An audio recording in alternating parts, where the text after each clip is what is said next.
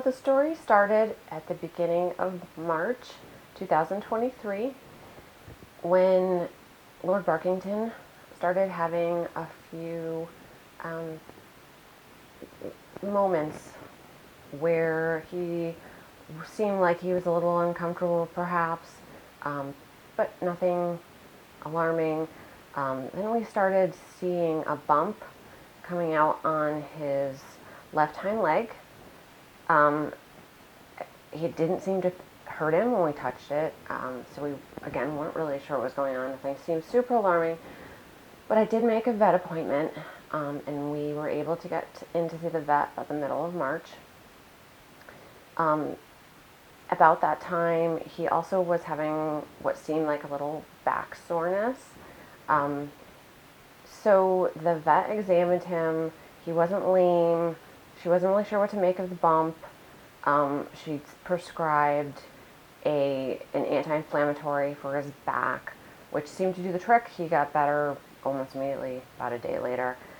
And so we thought everything's fine. And she just said, let's just wait and see kind of about the bump on his leg. She didn't really think it was much of anything at that point in time. Well, a few days later, he seemed like he was in a lot of pain. His back seemed to be bothering him again. We thought it might be his back, but we weren't really sure where it was coming from. It was a Saturday. Rushed him to the emergency vet because we couldn't get into our vet. And that vet examined him, and she did x-rays on his back and his abdomen and his chest. I pointed out the bump on his leg. She kind of went, that's interesting, and didn't do anything about it. So all the x-rays came back clean. So she diagnosed it as a back sprain and sent him home with more drugs, and then said, he should get better soon. With the drugs really should help, and this, that, whatever. So we went home thinking, okay, everything's fine again.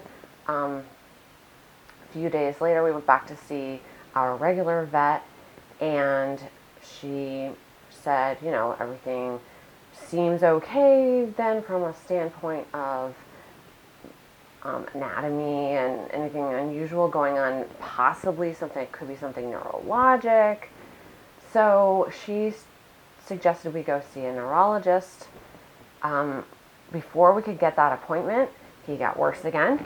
All of a sudden, he was lame on his right hind leg, which was really interesting because the lump was on the left leg. We've been paying attention to the left leg, not the right leg.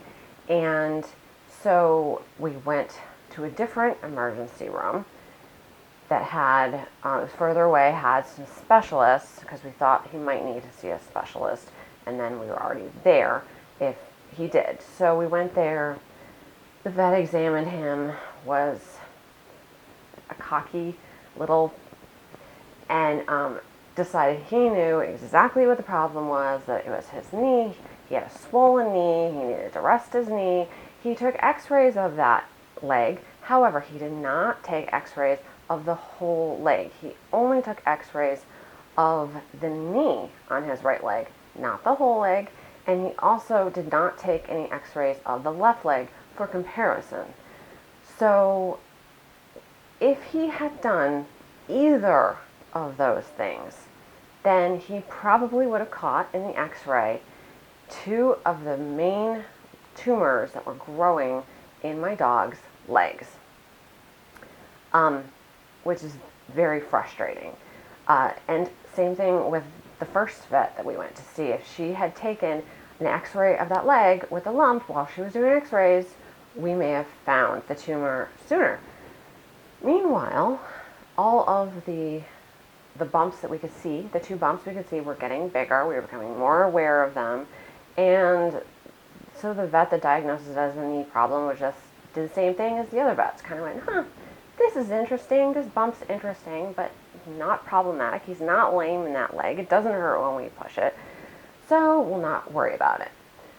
Meanwhile, I assumed that if my dog had cancer or some other main disease that something would show up in the blood work.